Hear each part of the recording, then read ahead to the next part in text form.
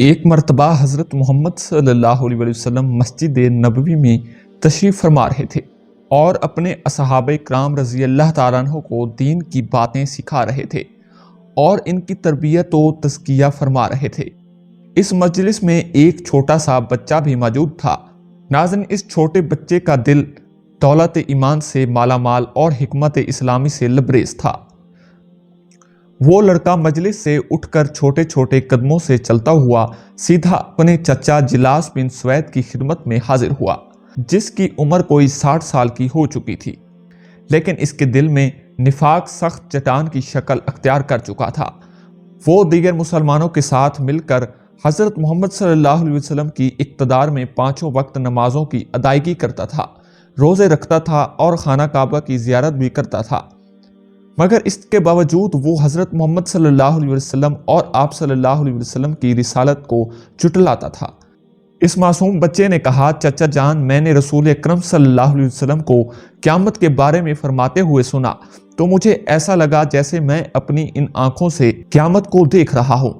چاچا جلاس بن سود اپنے نوخیز بھتیجے سے یوں مخاطب ہوا، او بچے، قسم اللہ کی اگر محمد صلی اللہ علیہ وسلم سچا ہے تو ہم لوگ گدھوں سے گئے گزرے ہیں۔ یہ سننا تھا کہ بچے کے چہرے کا رنگ بدل گیا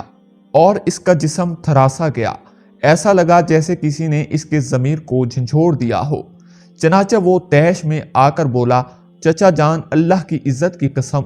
آپ لوگوں میں سب سے زیادہ مجھے محبوب تھے، لیکن اب میری نگاہ میں آپ سے زیادہ مبغوض کوئی نہیں ہے۔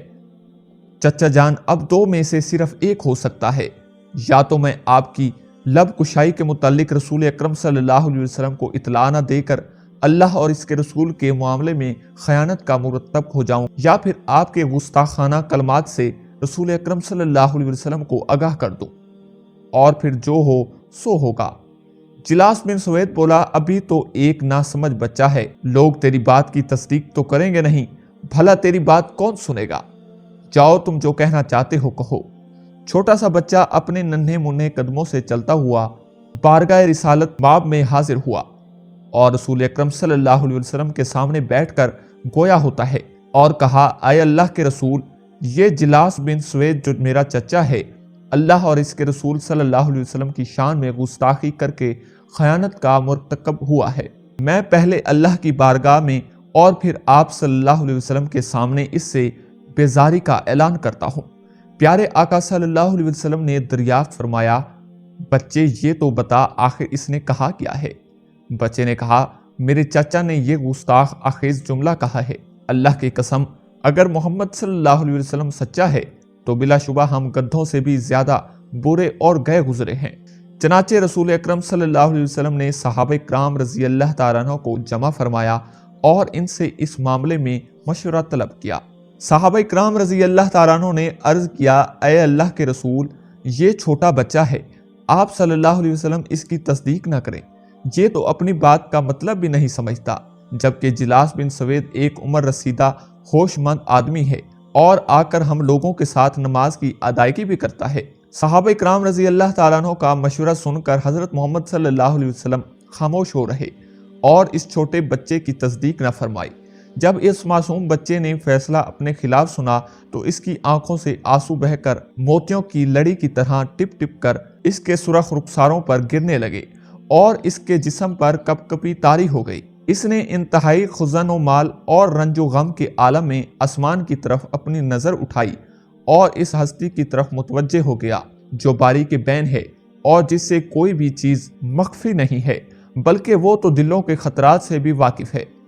پھر اس نے یہ دعا کی، اے پروردگار، اگر میں اپنی بات میں سچا ہوں تو مجھے سچا ثابت کر دے، اور اگر میں جھوٹا ہوں تو پھر میرا جھوٹ آشکار فرما دے۔ راوی کا بیان ہے کہ اللہ کی قسم ابھی وہ بچہ اس مجلس سے رخصت بھی نہیں ہوا تھا اور مسجد کے اندر ہی بیٹھا تھا کہ حضرت جبرائیل علیہ السلام 7 آسمان کے اوپر سے اس کی تصدیق کا پروانہ لے کر بارگاہ رسالت میں حاضر ہو گئے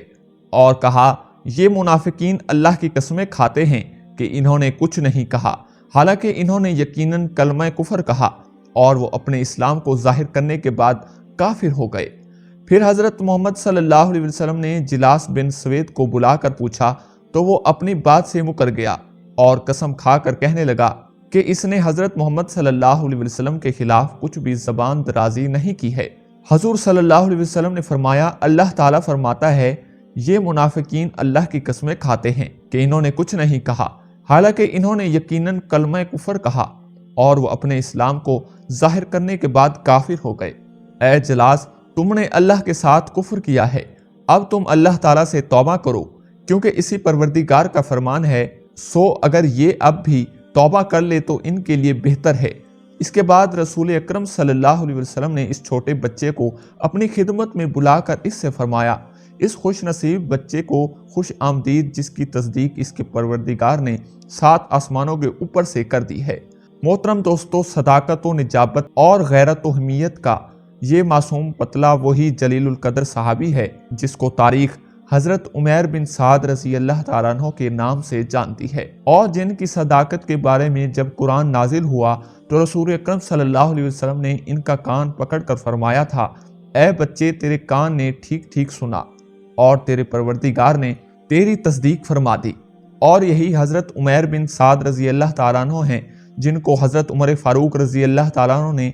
حمص کا گورنر بنا کر بھیجا تھا۔ جن دنوں حضرت عمیر بن سعد رضی اللہ تعالیٰ عنہ حمص کے گورنر تھے، ناگہا ان کے پاس امیر المومنین حضرت عمر فاروق رضی اللہ تعالیٰ عنہ کا ایک فرمان پہنچا، جس کا مضمون یہ تھا، اے عمیر بن سعد، ہم نے تم کو ایک اہم عہدہ سپرد کر کے حمص بھیجا تھا، مگر کچھ پتہ نہیں چلا کہ تم نے اپنے اس عہدے کو خوش اسلوبی کے ساتھ سنبھالا ہے یا نہیں، لہٰذا جس وقت میرا یہ فرمان تمہارے پاس پہنچے، فوراً جس قدر مال غنیمت تمہارے خزانے میں جمع ہے سب کو اونٹوں پر لدا کر اور اپنے ساتھ لے کر مدینہ منورہ چلے آؤ اور میرے سامنے حاضر ہو جاؤ۔ دربار خلافت کا یہ فرمان پڑھ کر فوراً ہی آپ رضی اللہ تعالیٰ عنہ اٹھ کھڑے ہوئے اور اپنی لاٹھی میں اپنی چھوٹی سی مشق اور خوراک کی تھیلی اور ایک بڑا پیالہ لٹکا کر لاٹھی کندھے پر رکھی اور ملک شام سے پیدل چل کر مدینہ منورہ پہنچے اور دربار خلافت میں حاضر ہو گئے اور امیر المومنین کو سلام کیا۔ امیر المومنین نے ان کو اس خستہ خالی میں دیکھا تو حیران رہ گئے اور فرمایا، کیوں اے عمیر بن سعد، تمہارا حال اتنا خراب کیوں ہے؟ کیا تم بیمار ہو گئے تھے، یا تمہارا شہر بدترین شہر ہے، یا تم نے مجھے دھوکہ دینے کے لیے یہ ڈھونگ رچا ہے؟ امیر المومنین کے ان سوالوں کو سن کر انہوں نے نہایت ہی متانت اور سنجیدگی کے ساتھ عرض کیا،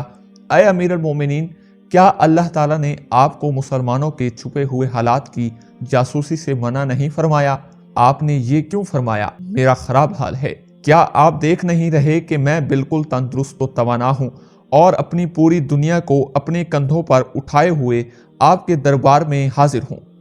امیر المومنین نے فرمایا، اے عمیر بن سعد، دنیا کا کون سا سامان تم لے کر آئے ہو؟ میں تو تمہارے ساتھ کچھ بھی نہیں دیکھ رہا ہوں۔ اے امیر المومنین، دیکھیے یہ میری خوراک تھیلی ہے،